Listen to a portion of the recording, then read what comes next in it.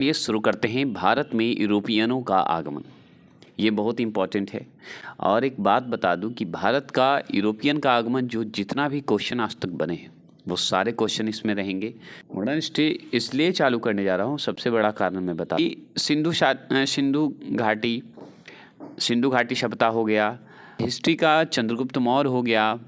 ये सारे चीज़ आप शुरू से ही पढ़ते आते हैं और सारे टीचर पढ़ाते हैं। आगे शुरुआत ही करेंगे मॉडर्न हिस्ट्री से। कोशिश करूंगा कि मैं आपको बेस्ट करवाऊं, आपको याद हो जाए मेरी बातों से सुनकर और आपको बहुत ही फ़ायदा हो। चलिए तो शुरू करते हैं। भारत में यूरोपियनों का आगमन, फिर बंगाल में अंग्रेज कैसे सत्ता स्थापित किए, कैसे कब्जा किए और किस तरह हमारा भारत कब्जे में हो गया था, अंग्रेजों के अंडर आ गया था, तो वो भी पढ़ेंगे। तो इस क्वेश्चन को देखिए, किसने 1486 में आशा अंतरीप, जिसे गुड हॉफ कहते हैं, आशा अंतरीप पहुंचा तथा उस जगह को तूफानी अंतरीप का नाम दिया? तो वो देने वाले कौन थे? बार्थोलोम्यू डियाज़ा बोलते हैं इसे, याद रखिएगा। तो बार्थोलोम्यू डियाज़ा ने क्या किया कि 1486 में, मतलब 1486 में क्या हुआ कि आशा अंतरीप जब पहुंचे तो उसे नाम दिया गया तूफानी अंतरीप के नाम से। तो ये एक क्वेश्चन तो आपका बन गया। अब सबसे इम्पोर्टेंट क्वेश्चन कि भारत के समुद्री मार्ग की खोज किसने की? तो वास्को डी गामा का नाम आता है। तो अगर भारत की बात होगी, भारत की, विश्व की नहीं बात हो रही है, भारत की समुद्री मार्ग की अगर खोज की बात होगी तो वास्को डी गामा का नाम आता है। आगे चलेंगे और सवाल जो बनता है, 20 मई 1498 मतलब 1498 में, मतलब 20 मई, यानी कि 20 मई 1498 को पुर्तगाली यात्री जो वास्को डी गामा है समुद्री मार्ग से भारत के किस बंदरगाह पे पहुंचा था? तो याद रखिए कालीकट के बंदरगाह पे पहुंचा था। इसलिए ये सवाल बनता है कि भारत में समुद्री मार्ग की खोज करने वाला व्यक्ति जो है वास्को डी गामा है। तो याद रखिएगा 1498 में क्या हुआ था, ये आया था हमारे भारत में समुद्री मार्ग से बंदरगाह पे। कौन से बंदरगाह? तो कालीकट बंदरगाह पर आया था। आपसे और सवाल क्या बनता है, तो कालीकट के बंदरगाह पर किसने वास्को डी गामा को स्वागत किया? तो कालीकट के बंदरगाह पर अगर पूछे कि किसने वास्को डी गामा को स्वागत किया तो वो था कालीकट के राजा जमोरीन। नाम ही है जमोरीन। जमोरीन ने क्या किया था कि कालीकट का राजा था जो कि जमोरीन ने स्वागत किया था किसको? वास्को डी गामा को। याद रखिएगा। अगर आपसे पूछेगा 1503 ईस्वी में, मतलब 1503 में पुर्तगालियों ने अपना पहला दुर्ग कहाँ स्थापित किया था? तो कोचीन में।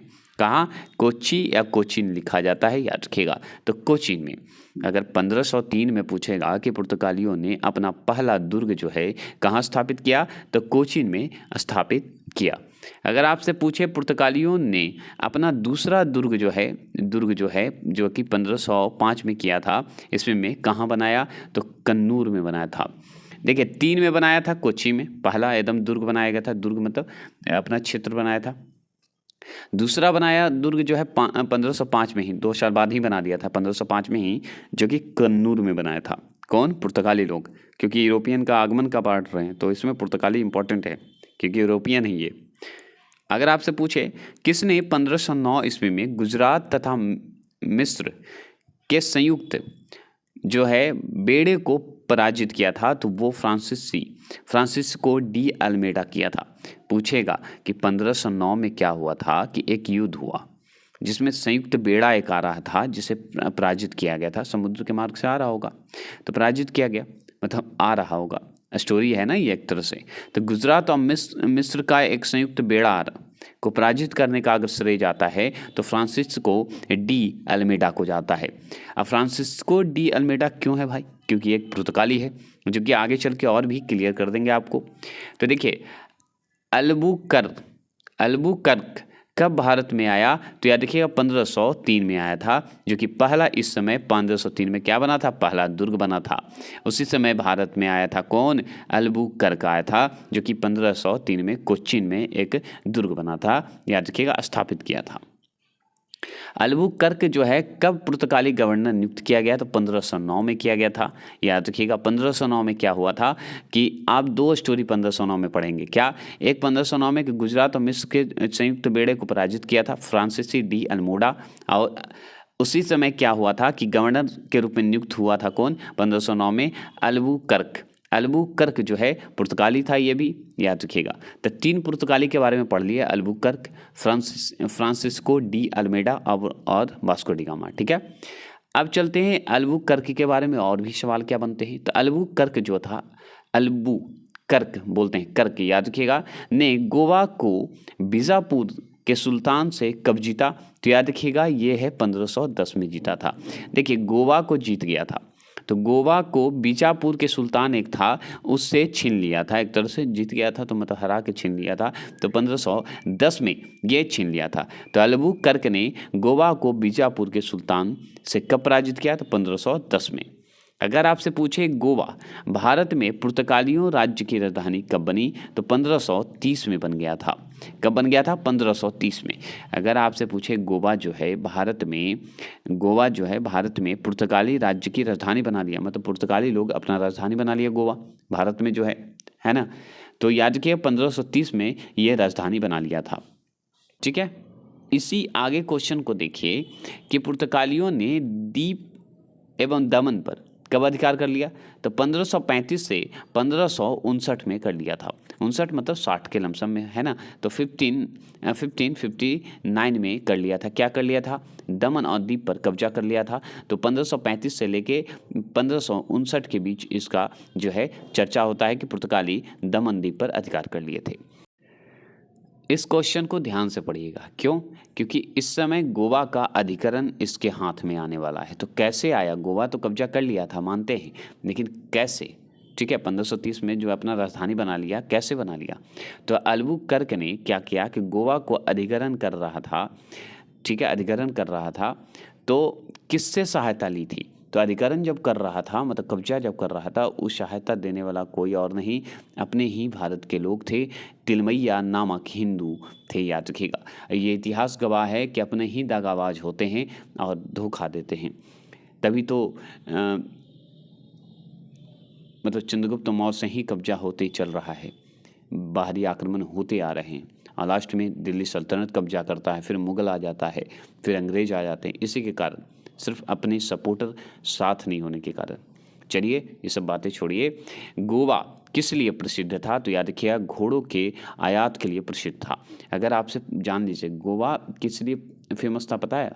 तो वहाँ का घोड़ों के लिए आयात के लिए फेमस था, घोड़ा का आयात होता था खूब। अगर आपसे पूछे कि पुर्तगाली खुद को क्या कहते थे, तो याद रखिएगा सागर का स्वामी कहते थे। मतलब समुद्र का खोज किए तो मानते थे कि हम सागर का स्वामी हैं, क्योंकि ये विश्व के स्तर पे भी खोजे थे पुर्तगाली लोग। तो भारत के मार्ग तो हम खुद जानते हैं, वास्को डी गामा, कोलंबस का भी मानते हैं, लेकिन कोलंबस जो है हम जो है वास्तविक रूप से उसके बारे में हम अलग से पढ़ेंगे। ठीक है, तो इस पर हम चर्चा नहीं करेंगे, क्योंकि हम अभी इंडियन हिस्ट्री पढ़ रहे हैं, मॉडर्न हिस्ट्री में।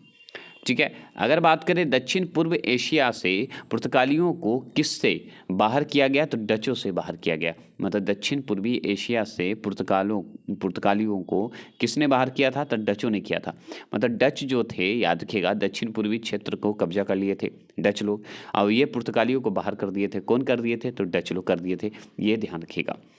अब डच के बारे में बात करें तो डच ईस्ट इंडिया कंपनी की स्थापना कब हुई? तो देखिए डच ईस्ट इंडिया कंपनी आया था 1602 में, याद रखिएगा 1602 में आया था। पुर्तगाली सबसे पहले आया, कब्जा कर लिया, ठीक है, लेकिन डच आया तब पुर्तगाली को भगा दिया, किधर से? दक्षिण पूर्व से भगा दिया। और 1602 में क्या हुआ कि डच ईस्ट इंडिया कंपनी की स्थापना कर दिया, ठीक है, 1602 में।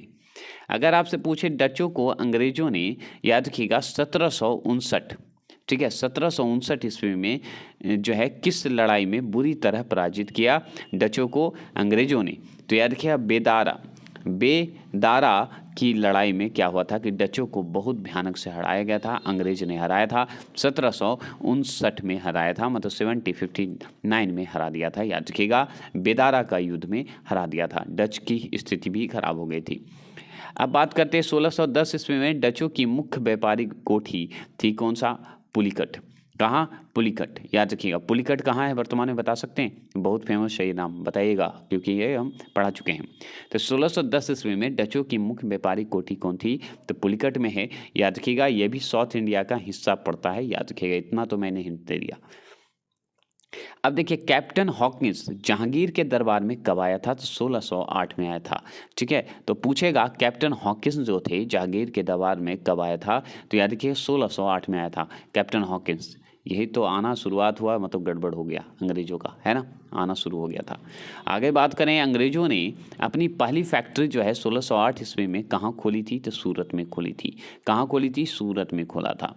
याद रखिएगा, आपको कन्फ्यूजन ना हो, 1600 में याद रखिएगा ये कंपनी बनाने की प्रक्रिया चालू हुई थी, जो कि 1608 में खोल दिया गया था सूरत में। ऐसे क्वेश्चन को याद रखिएगा। तो पहले फैक्ट्री जो है 1608 में कहाँ खोली गई थी? सूरत में। अंग्रेजों ने पहली फैक्ट्री अगर पूछे कि खोला कब गया था, तो 1608 में सूरत में। अगर आपसे पूछे जहांगीर ने सूरत तथा पश्चिम तट पर फैक्ट्री खोलने का इजाज़त कब दिया था? तो 1613 में दिया था। देख रहे हैं, 1608 में खोल भी दिया, हाँ, उस समय इजाज़त भी दिया था। सोचिए कब दिया था? 1613 में, मतलब पहले ही से प्लानिंग था। ठीक है, तो याद रखिए इजाज़त कब दिया था? 1613 ईस्वी में। अगर आपसे पूछेगा कि अंग्रेज राजदूत जो है सर टॉमस रो जो है भारत कब आया था? तो 1615 में आया था। तो 1615 में कौन आया था? सर टॉमस रो आया था, ये ध्यान रखिएगा। अगर आपसे पूछे मुसलीपट्टनम, मुसलीपट्टनम मतलब मुसलीपट्टनम ही बोलते हैं, मुसलीपट्टनम ही बोलते हैं, पत्तनम, पत्तनम जो होता है बंदरगाह के क्षेत्र को बोलते हैं ज़्यादातर। लेकिन मुसलीपट्टनम जो है किस राज्य का प्रमुख बंदरगाह था? तो गोलकुंडा राज्य का था, याद रखिएगा। किसका? तो गोलकुंडा राज्य का था, याद रखेंगे। तो मुसलीपट्टनम जो है किस राज्य का प्रमुख बंदरगाह है? तो गोलकुंडा का राज्य का है। अगर आपसे पूछे मुंबई से पहले अंग्रेजों का मुख्यालय कहाँ था? तो सूरत में था, याद रखिएगा। तो मुंबई के पहले जो अंग्रेजों का मुख्यालय कहाँ है? तो सूरत में था, याद रखिएगा। तो ये सवाल पूछता है कि मुंबई से पहले अंग्रेजों का मुख्यालय कहाँ था? सूरत में। पहला जो है सूरत में ही था, जो कि मुंबई से पहले था, बाद में मुंबई में आया था। मद्रास में अंग्रेजों द्वारा स्थापित किला का नाम क्या है? तो फोर्ट सेंट जॉर्ज है। फोर्ट सेंट जॉर्ज है, जो कि आपको मद्रास में, चेन्नई तरफ, साउथ इंडिया तरफ, तमिलनाडु का हिस्सा है ना, जो कि वर्तमान में। तो मद्रास में अंग्रेजों द्वारा जो स्थापित किला है उसका नाम था फोर्ट सेंट जॉर्ज है, याद रखिएगा। ठीक है, मैं कोशिश कर रहा हूँ कि आपको समझ में आ जाए, डायरेक्ट वन लाइनर क्वेश्चन आए तो आप क्लियर कर दें। देखिए अंग्रेज बंगाल में अपनी पहली कोठी जो है 1651 में बनाए। कोठी मतलब महल, अपना रहने का भी एक तरह से व्यवस्था। 1651 में कहाँ स्थापित किया? तो हुगली में किए थे। हुगली कहाँ पड़ता है? तो आप जानते हैं कि ये बंगाल का क्षेत्र पड़ता है, हुगली नदी भी है, याद रखिएगा। तो हुगली में, याद रखेंगे। तो 1651 में कोठी बनाया था अंग्रेज पहली बार बंगाल में, याद रखिएगा, हुगली में बनाया था। ठीक है, और सवाल पूछता है कि किसने 1651 में, मतलब 1651 में, याद रखिएगा, में 3000 रुपये, ठीक है, 3000 रुपये वार्षिक शुल्क के बदले अंग्रेजी कंपनी को बंगाल में व्यापार का विशेष अधिकार दिया? तो सुल्तान सूजा ने दिया था। किसने? सुल्तान सूजा ने। सोचिए, सुल्तान सूजा ने ऑफर ही डायरेक्ट कर दिया क्या भाई, कि 3000 रुपया से वार्षिक शुल्क के बदले, 3000 का वार्षिक शुल्क के बदले क्या हुआ कि अंग्रेजी कंपनी को बंगाल में व्यापार करने का अधिकार दे दिया। कब? 1651 में, जो कि हुगली में स्थापित हुआ था। अगर आपसे पूछे अंग्रेजों ने हुगली को कब लूटा, तो याद रखिएगा ये 1600 जो है 86 में, मतलब 1686 में लूट लिया, एक तरह से कब्जा कर लिया, अपने आप में उसे हड़प लिया, याद रखिएगा। तो 1686 में। अगर आपसे पूछे कब अंग्रेजों ने अपना मुख्यालय मुंबई में बनाया, तो याद रखिएगा 1687 में। 1687, याद रखिएगा। 1687 में क्या हुआ कि मुंबई में मुख्यालय बना लिया। कौन बना लिया? अंग्रेज बना लिया। तो याद रखिएगा 1687 में कब्जा कर लिया, याद रखेंगे। इससे पहले तो हम जानते हैं कि सूरत में बनाया था, जो कि 1608 में पहला फैक्ट्री स्थापित किया था, याद रखेंगे। ठीक है, अगर आपसे पूछे कलकत्ता की स्थापना जो है 1698 में ईस्वी में किसने किया था, तो जॉर्ज चार्नॉक ने किया था। चार्नॉक का नाम आता है, डायरेक्ट पूछेगा आपसे कलकत्ता की स्थापना कब हुई थी, तो याद रखिए बंगाल में कलकत्ता की स्थापना 1698 में हुआ था। 1698 में किसने किया था, तो जॉर्ज चार्नॉक ने किया था कोलकाता की स्थापना, याद रखिएगा, ये डायरेक्ट पूछ देगा। फ्रांसीसियों ने अपनी पहली कोठी सूरत में कब स्थापित किया, तो याद रखिएगा 1668 में। कोठी अलग है, ठीक है। कोठी का सेंस होता है कि अपना मतलब उस जगह अस्तित्व बना लिया, अपना कब्जा करने का लिए, ठीक है, एक तरह से ये है। तो फ्रांसीसियों ने पहली कोठी सूरत में कब स्थापित किया था? तो 16 याद रखिएगा 1668 ईस्वी में किया था, मतलब 1608 क्या बोलते हैं 68, ठीक है 68 में किया था। आगे चलेंगे। फ्रांसीसियों ने पंडिचेरी की नींव फ्रैंक मार्टिन द्वारा कब रखी गई? तो याद रखिएगा 1673 में। अगर आपसे पूछे कि पंडिचेरी पे भी कब्जा हुआ था, फ्रांसीसियों ने किया था, तो नींव रखने का काम जो है फ्रैंक मार्टिन द्वारा कब किया गया था? तो 1673 ईस्वी में किया गया था, जो कि आप जानते हैं 1673 में कर दिया गया। इस क्वेश्चन को ध्यान से देखिए। फ्रांसीसी जो थे ने बंगाल में चंद्रनगर की एक प्रसिद्ध कोठी बनवाया था, जो कि 1690 में बनवाया था, जो कि 1992 तक बनाया था। मतलब 1690 से लेकिन 92 तक माना जाता है, मतलब 1690 से लेकर 92 तक माना जाता है कि क्या बना था। तो चंद्रनगर में एक प्रसिद्ध कोठी बनवाया था। कौन बनाया था? तो फ्रांसीसी, जो कि बंगाल में पड़ता है, याद रखेंगे, कोठी बनवाया था। अगर आपसे पूछे कोठी महल जो कह सकते हैं, एक ही है। दक्षिण पूर्व क्षेत्र में पुर्तगालियों का एकमात्र स्थल था क्या? तो शैन थोम था। शैन थोम जो था एक स्थल था, याद रखिएगा, जो कि पुर्तगालियों का एकमात्र था, जो कि दक्षिण पूर्व में था, क्योंकि दक्षिण पूर्व से डच भगा दिए थे, आप जानते हैं, और डच को अंग्रेज भगा दिया था। यही तो इतिहास है जो कि हम पढ़ते आ रहे हैं अभी तक। ब्रिटिश ईस्ट इंडिया कंपनी का प्रथम गवर्नर कौन था? तो याद रखिए लॉर्डर क्लाइव का नाम आता है। लॉर्डर क्लाइव जो था, याद रखिए, ब्रिटिश जो अंग्रेज का ईस्ट इंडिया कंपनी का अगर प्रथम गवर्नर की बात करें ईस्ट इंडिया कंपनी का, तो लॉर्डर क्लाइव का नाम आता है, जो कि हम अच्छे से जानते हैं। अगर आपसे पूछे भारत में ईस्ट इंडिया कंपनी का पहला गवर्नर जनरल कौन था? तो पहला गवर्नर जनरल की बात हो रही है, पहला गवर्नर जनरल की बात होगी तो बारिंग हेस्टिंग। अगर ब्रिटिश ईस्ट इंडिया कंपनी, देखिए यहाँ पे कन्फ्यूजन बहुत लोग होते हैं और बहुत गलती करके आते हैं, तो प्लीज़ रिक्वेस्ट है आपसे कि ध्यान से थोड़ा सुनिएगा। अगर पूछ दे आपसे कि ईस्ट इंडिया कंपनी के प्रथम गवर्नर जनरल कौन था, ब्रिटिश ईस्ट इंडिया कंपनी का अगर पूछ दे प्रथम गवर्नर जनरल कौन था, तो याद रखिएगा लॉर्डर क्लाइव, ठीक है, लॉर्डर क्लाइव। अगर आपसे पूछ दे भारत में मतलब इंडिया में ईस्ट इंडिया कंपनी का पहला गवर्नर जनरल कौन था, तो वारेन हेस्टिंग, याद रखिए वारेन हेस्टिंग, याद हो गया होगा। अगर आपसे पूछे किस यूरोपी ने भारत में सबसे पहले अपना व्यापार फैलाया और प्रभावित किया, तो वो है पुर्तगाली ने किया था, जो कि पहले आया भी, अब पहले फैलाया भी और अंत में जाएगा भी। याद रखिएगा 1961 में इसको छोड़ के जाना पड़ेगा गोवा को, है ना, जो कि कब्जा किया हुआ है 1530 से ही, ठीक है। याद रखिएगा पुर्तगालियों के समुद्री साम्राज्य का क्या नाम था? तो याद रखिएगा इसका नाम था एस्तादो द इंडिया नाम रखा है, याद रखिएगा। तो एस्तादो द इंडिया जो था, याद रखिएगा, पुर्तगालियों के समुद्री साम्राज्य का नाम रखा गया था एस्तादो, याद रखिएगा, द इंडिया, ठीक है। एस्तादो द इंडिया मतलब करेंगे इंडिया की खोज किया कौन किया भाई? पुर्तगाल की है, तो समुद्री साम्राज्य का हुआ कि नहीं, ऐसे याद कर सकते हैं कि नहीं। वास्को डी गामा कहाँ का रहने वाला था? तो पुर्तगाली के रहने वाला था। तो वास्को डी गामा जो है कहाँ का रहने वाला था, पूछ देगा, तो पुर्तगाल का रहने वाला था, जो कि हम जानते हैं 1498 में, ठीक है, इसका चर्चित है, ठीक है। आगे चलिएगा। गोवा, दमन और दीप का उपनिवेशीकरण मूलतः किया गया था, तो पुर्तगालियों द्वारा किया गया था, क्योंकि गोवा को सबसे पहले कब्जा किया था 1530 के लमसम में, है ना, जो कि डेट दिया हुआ था, जो कि आप पढ़े अभी। और दमन द्वीप को भी कब्जा कर लिया था, तो कौन कर लिया था? पुर्तगाल कर लिए थे। अगर आपसे पूछे भारत तक समुद्री मार्ग की खोज किसके द्वारा हुई, तो पुर्तगालियों द्वारा, जो कि वास्को डी गामा का नाम आता है, जानते हैं 1400 के लमसम में, 1498 के लमसम माना जाता है, माना क्या जाता है ही, डायरेक्ट याद रखिएगा। पुर्तगाली राजा ने अपनी बहन कैथरीन की शादी में कौन सा भारतीय द्वीप को इंग्लैंड के राजा चार्ल्स द्वितीय को दहेज के रूप में दिया था? तो मुंबई को। किसे? मुंबई को दिया था।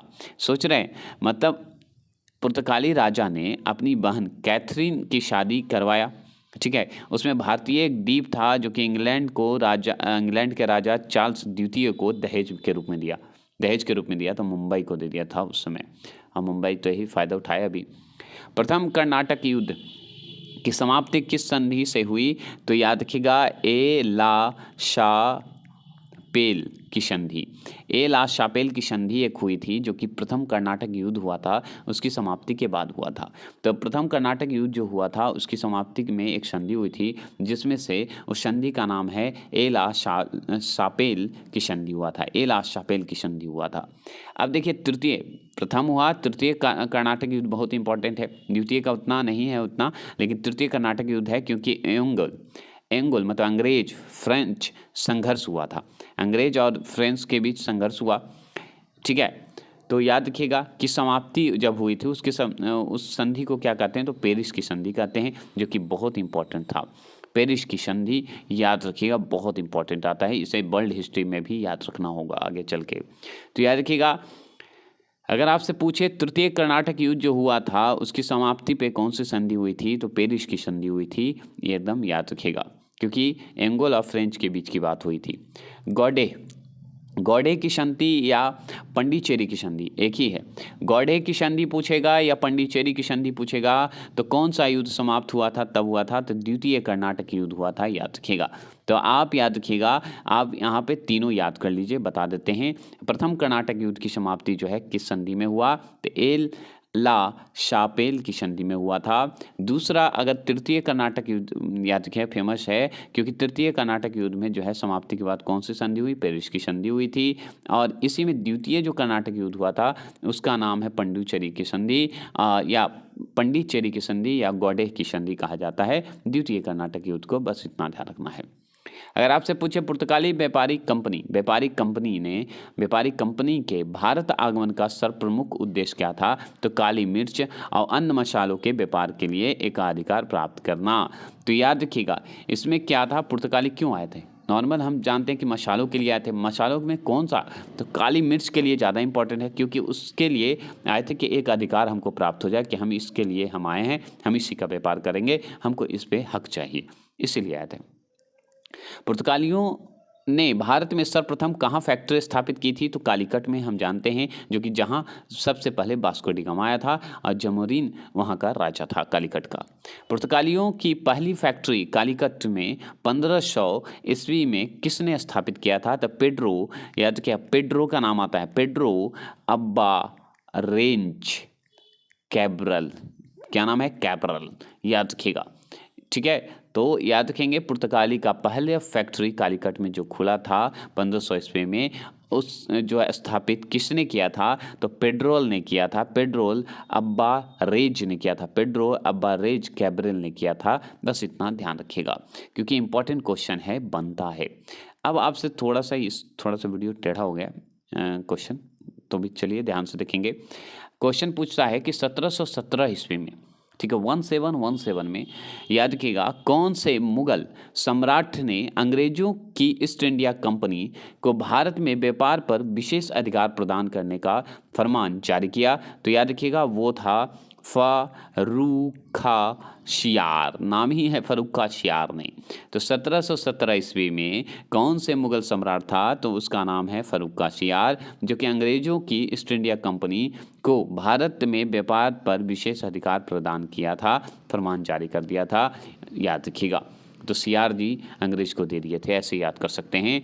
ब्रिटिश के साथ वेशिन की संधि हुई, ब्रिटिश के साथ वेशिन की संधि हुई थी, जो कि पेशवाओं में किसने किया था, तो बाजीराव द्वितीय का नाम आता है, बाजीराव पेशवा भी लिखा रहता है, याद रखिएगा।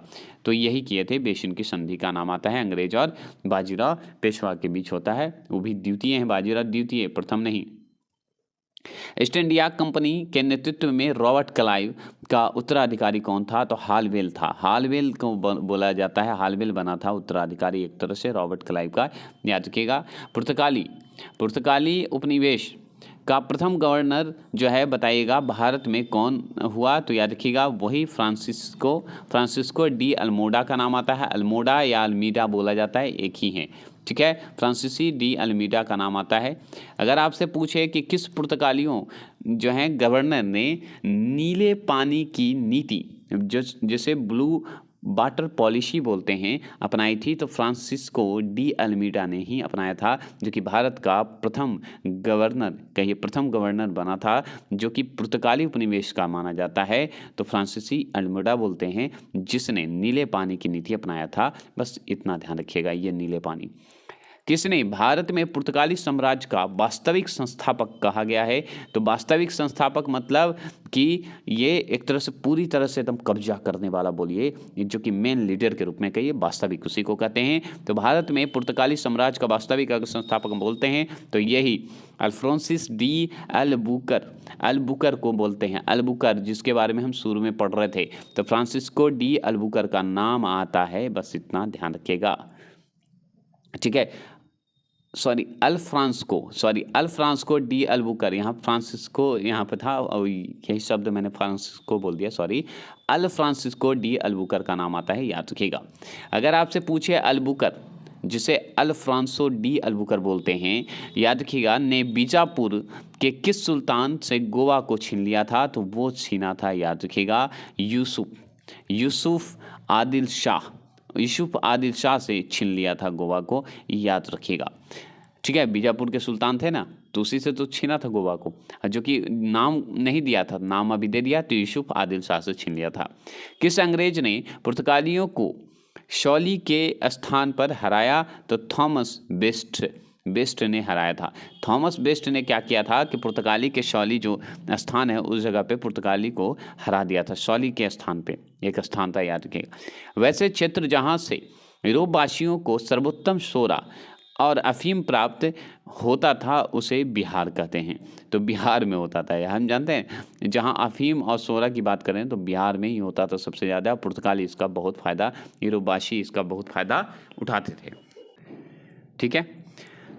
तो अगर पूछे भारत में तंबाकू का प्रचलन का श्रेय किसे जाता है? पुर्तगाली को जाता है, जो कि बहुत ही खराब बात है तंबाकू आना, जो कि इसकी वजह से तंबाकू भारत में आ गया।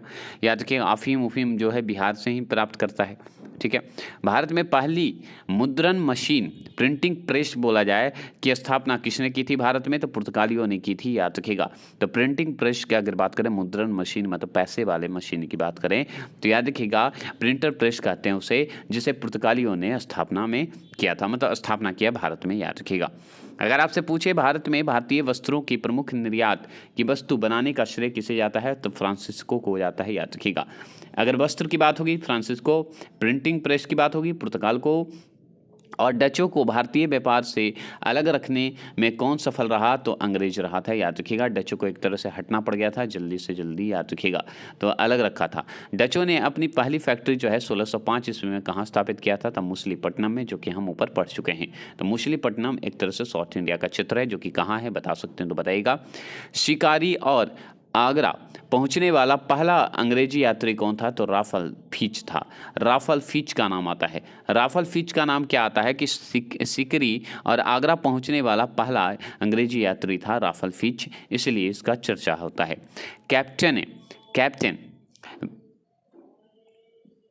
कैप्टन विलियम हॉकिंस जो है किस जगह से भारत पहुंचे? तो हेक्टर से पहुंचे थे। किससे पहुंचे थे? तो हेक्टर से पहुंचे थे। तो अगर आपसे पूछे कैप्टन विलियम हॉकिंस किस जगह से भारत पहुंचे थे? तो हेक्टर से पहुंचे थे, ये इंपॉर्टेंट है। इंटरलोपर्स क्या है? इंटरलोपर्स जो होता है कौन थे? तो याद रखिएगा, अधीनकृत व्यापारों के रूप में समुद्री लुटेरे के रूप में माने जाते हैं इंटरलोपर्स याद रखिएगा, एक समुद्री लुटेरे होते हैं, याद रखिएगा। अधीनकृत व्यापारिक जो होते हैं वो लुटेरे एक तरह से माने जाते हैं। अगर आपसे पूछे किस मुगल बादशाह ने 1613 ईस्वी में एक फरमान जारी कर अंग्रेजों को सूरत में एक अस्थायी कोठी बनाने की अनुमति दी थी? तो जहांगीर ने दे दिया था। क्या फरमान जारी कर दिया था कि आप एक कोठी बना सकते हैं सूरत में अस्थायी रूप से, जो कि 1613 में कर दिया था। और कोठी का मतलब ही समझ जाइए, महल बनाएगा, वहाँ पे कब्जा करेगा, वहाँ पे एक तरह से क्या करेगा, अपना फैक्ट्री खोलेगा, सब हो जाता है कोठी पे, ठीक है, याद रखिएगा। अगर आपसे पूछे मुगल बादशाह ने किसे नवाब की पदवी जो है प्रदान की थी? तो डुप्ले ने प्रदान की थी, याद रखिए, डुप्ले ने प्रदान की थी। तो नवाब का अगर पदवी की बात करें तो डुप्ले ने प्रदान की थी, जो कि खुश हो गया था।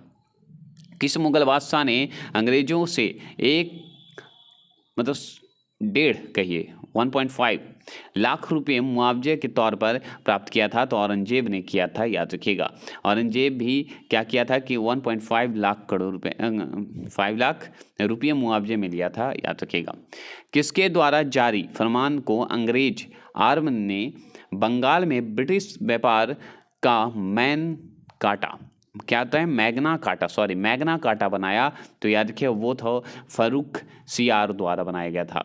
मतलब देखिए किसके द्वारा, तो फर्रुख सियार जो था, याद रखिएगा, द्वारा जो है जारी एक फरमान हुआ था। फरमान को अंग्रेजी आर्म ने बंगाल में ब्रिटिश व्यापार का मैग्ना काटा बनाया, याद रखिएगा। अगर आपसे पूछे कि 1632 ईस्वी में गोलकुंडा के किस सुल्तान ने अंग्रेजों के नाम जो है सुनहला फरमान जारी कर 500 पगोड़ा वार्षिक कर मतलब टैक्स के एवज में मतलब उसके बदले में उन्हें गोलकुंडा राज्य के बंदरगाहों में स्वतंत्र पूर्वक व्यापार करने की अनुमति दिया था? तो वो दिया था अब्दुल्ला कुतुब शाह ने दिया था। सोचिए ना, खुद ही अपने आप को कह रहा है कि भाई लो यहाँ फैक्ट्री बनाओ, वहाँ बनाओ, कब्जा करो, कोई फ़ायदा नहीं। तो समझिए कब्जा ही तो करेगा ना, अंग्रेज़ तो अपने दिमाग में चला रहा होगा ना पॉलिटिक्स, तो किया। तो जो कि याद रखिएगा पूछेगा 1632 में क्या हुआ था कि गोलकुंडा के जो सुल्तान था अब्दुल्ला कुतुब शाह ने, क्या हुआ कि अंग्रेजों के नाम जो है सुनहला फरमान जारी कर दिया, जिसमें 500 पगोड़ा वार्षिक कर लिया के एवज में 500 पगोड़ा वार्षिक जो टैक्स था वो लिया। उसके बाद क्या हुआ, उन्हें गोलकुंडा के राज्य के बंदरगाहों पर क्या है स्वतंत्र व्यापार करने का जो है अनुमति दे दी। तो अब व्यापार करने का अनुमति दोगे तो धीरे धीरे कब्जा ही नहीं करेगा जी, है ना। याद रखिए 1639 ईस्वी में अंग्रेज फ्रांसीसी डे ने कहाँ के शासक से मद्रास को पट्टे भर लिया और वहाँ एक किलाबंद कोठी बनवाया? तो ये याद रखिएगा चंद्रगिरी के राजा से लिया था। देखिए धीरे धीरे कैसे अंग्रेज कब्जा कर रहा है, आप देख सकते हैं। उधर मुगल से तो ले ही रहा है, इधर जितने भी शासक है उससे अपना अधिकार ले रहा है, आगे तो फैक्ट्री खोलने के बहाने और उसके बाद कब्जा कर लेगा। तो आप देख सकते हैं कि 1539 ईस्वी में क्या हुआ कि अंग्रेज फ्रांसीसी डे ने कहाँ के शासक से क्या हुआ, मद्रास के पट्टे पर एक लिया था, वहाँ का एक किलाबंदी। पट्टे पर मतलब कि पैसा देकर, मतलब कहने का मतलब जब तक हैं जब तक करेंगे, फिर उसके बाद मतलब पैसा देते हैं, किराया पे कैसी, ठीक है। वहाँ का किलाबंद की कोठी बनाया, किलेबंद का कोठी बना लिया। किलेबंद का मतलब अपना कब्जे में करने के लिए किलेबंद का कोठी बनाया। तो वो कहाँ के राजा था, तो चंद्रगिरी के राजा ने किया था, जो 1639 में। इसमें ऐसे क्वेश्चन पूछेगा कि 1639 में कौन ऐसा राजा था जो कि, याद रखिएगा, जो कि मद्रास के पट्टे पर लिया था और किलेबंदी को कोठी बनाने के लिए दिया था। तो याद रखिएगा चंद्रगिरी के राजा से ले लिया था, मतलब मद्रास को किराए पे लिया, फिर धीरे धीरे कब्जा कर लेगा। है, समझ गया ना, पट्टे मतलब वही होता है किराए पे, ठीक है।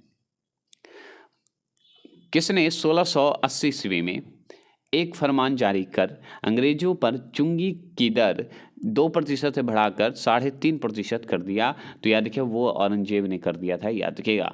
औरंगजेब थोड़ा तेज था, याद रखिएगा। किस बादशाह के आदेश पर मुगल सेना ने 1636 में, याद रखिए 1636 में हुगली पर आक्रमण कर अंग्रेजों को निकाल बाहर फेंका? तो औरंगजेब ही फेंका, समझ गया औरंगजेब। 1636 में इसका होश आया कि अरे रे ये तो मेरा कब्जा में करने वाला है अंग्रेज। तो क्या किया कि हुगली पर आक्रमण कर दिया, अंग्रेजों को निकाल फेंका, याद रखिएगा 1636 में। अगर आपसे पूछे बंगाल में अंग्रेजों की कंपनी के बारे में किसने कहा यह एक कुत्सित या नीच, झगड़ालू और बेईमान व्यापारियों की कंपनी है? तो याद रखिएगा वो कहा था शाह इस्तात खां बोला था। कौन बोला था? शाह इस्तात खां बोला था। मतलब शाही इस्तात खां बोला था। कौन बोला था? शाह इस्ताती खान बोला था। मतलब कुतस्ती मतलब कूटनीति की बात करता है, नीच की बात करता है, झगड़ालू की बात करता है, बेईमानी की बात करता है। ये अंग्रेज की जो कंपनी बनी थी बंगाल में, तो वो कहने वाला शाह इस्तात खां बोला था। अभी फ्रांसीसियों की चंद्रनगर बस्ती किसने भेंट की थी? तो याद रखिएगा यही शाह इस्ताद खान ने की थी। ठीक है, आगे चलिए। बेदार का युद्ध जो है 1759 में, 59 में मतलब 1759 में किन के बीच लड़ा गया? तो अंग्रेज और डचों के बीच लड़ा गया था बेदार का युद्ध, जो कि हम ऊपर भी पढ़े थे। अगर आपसे पूछे बांडी भाषा का युद्ध जो है 1760 में हुआ था, ये VBI क्वेश्चन है, याद रखिएगा। तो बांडी भाषा का युद्ध जो है 1760 ईस्वी में किन के बीच लड़ा गया? अंग्रेज और फ्रांस के बीच।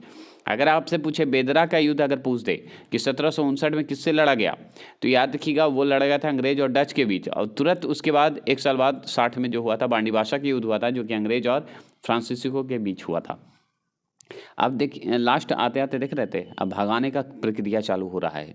बांडी भाषा का युद्ध में अंग्रेजों का नेतृत्व किसने किया था? सर आर कूट ने किया था। नाम ही है सर आयर, आयर नाम है से, सर आयर कूट ने किया था। क्या किया था? बांडी भाषा का युद्ध जो हुआ था 1760 में अंग्रेज और फ्रांसीसी के बीच में, अंग्रेज की तरफ से सर आयर कूट ने किया था। क्लियर? अगर आपसे पूछे 15 अगस्त 1947 में क्या हुआ था, तो 15 अगस्त 1947 के बाद भी भारत का कौन सा भाग जो है पुर्तगाली के अधीन रहा था? गोवा, जो कि 1961 में जाके ये स्वतंत्र हुआ था। याद रखिएगा, पुर्तगाली पहले आया और लास्ट में गए थे, याद रखेंगे। आगे सवाल है कि अंग्रेजों ने जो है सुल्तानाती और कालीकता, ठीक है, अंग्रेजों ने सुल्तानाती, कालीकता, गोविंदपुर की जमींदारी कितने में खरीदी थी? तो 1200 में खरीदी थी। उस समय 1200 बहुत इंपॉर्टेंट होता था, तो 1200 में खरीद ली थी जमींदारी, याद रखिएगा। तो नेक्स्ट चैप्टर हम चलेंगे बंगाल में कंपनी शासन की स्थापना एवं ब्रिटिश साम्राज्य की विस्तार। लेकिन उससे पहले हम थोड़ा टेबल पढ़ लेते हैं, जिसमें बहुत ही इंपॉर्टेंट टेबल पूछता है, जो कि हम देखेंगे भारत में यूरोपीय कंपनी का आगमन एवं स्थापना। तो पुर्तगाली ईस्ट इंडिया कंपनी का हम जानते हैं कि 1498 में आया था, जो कि वास्को डी गामा से शुरू हो गया था। अंग्रेज ईस्ट इंडिया कंपनी 1600 में माना जाता है। क्यों? क्योंकि 1600 में ये आया था और 1600 में ये माना गया, लेकिन बना था 1608 में, जो कि आप हम पढ़े हैं। ठीक है, पहली कंपनी बनी थी। देखिए, डच ईस्ट इंडिया कंपनी कब आई थी? तो 1602 में आई थी। और डेनिश ठीक है, डेनिश ईस्ट इंडिया कंपनी कब आई थी? तो 1616 में आया था, याद रखिएगा 1616 में। अगर आपसे पूछते कि फ्रांसीसी ईस्ट इंडिया कंपनी कब आई थी, तो याद रखिएगा 1664 में आया था, जो कि एक तरह से अंत मान सकते हैं। और स्वीडिश ईस्ट इंडिया कंपनी भी आई थी 1731 में, याद रखिएगा। तो 1731 में इसकी स्थापना हुई थी। तो आपसे क्लियर पूछेगा कि पुर्तगाली ईस्ट इंडिया कंपनी कब आई थी? तो 1498 में आई थी। याद रखिए 1498 में आया था, स्थापना हुआ था ये कंपनी का, लेकिन पूर्णतः चालू नहीं हुआ था। याद रखेंगे, चालू होने का डेट मैंने पहले बता चुका हूँ ऑनलाइन में, पढ़ लीजिएगा। कन्फ्यूजन में बहुत लोग गलत करके आते हैं। याद रखिए, देखिए जैसे ईस्ट इंडिया कंपनी की अगर स्थापना की बात करें तो 1600 में स्थापना हो गया था, लेकिन पूर्णतः अगर बोलें कि चला था तो 1608 में बोला जाता है कि पहला फैक्ट्री बना था। याद रखिएगा। तो इस तरह से क्वेश्चन बनते हैं, जो कि मैं पढ़ा चुका हूँ। क्वेश्चन अगर देखिएगा शुरू से तो लास्ट में आपको समझ में आ जाएगा। डच ईस्ट इंडिया कंपनी क्या है? 1602 में है ना, 1602 में जो है स्थापना हुआ था। डेनिश ईस्ट इंडिया कंपनी की स्थापना अगर बात करें 1616 में हुआ था। फ्रांसीसी ईस्ट इंडिया कंपनी की बात करें तो 1664 में हुआ था। और स्वीडिश ईस्ट इंडिया कंपनी अगर बात करें तो 1731 में हुआ था। तो आज खत्म हो गया आपका यूरोपियन का आगमन, जिसमें आगे पढ़ेंगे बंगाल का। और याद रखिएगा, मैं कोशिश किया हूँ कि आपको समझा दूं। अगर समझ में आया तो प्लीज़ कमेंट करके सपोर्ट करें। अगर नहीं समझ में आया तो भी बोलिएगा, हम नेक्स्ट वीडियो अच्छे से समझाने की कोशिश करेंगे। मैंने कोशिश अपनी ओर से तो बहुत अच्छा किया, लेकिन अगर गलती होती है तो हम क्षमा चाहेंगे, लेकिन कोशिश करूँगा कि मैं बेस्ट करूँ। जय हिंद।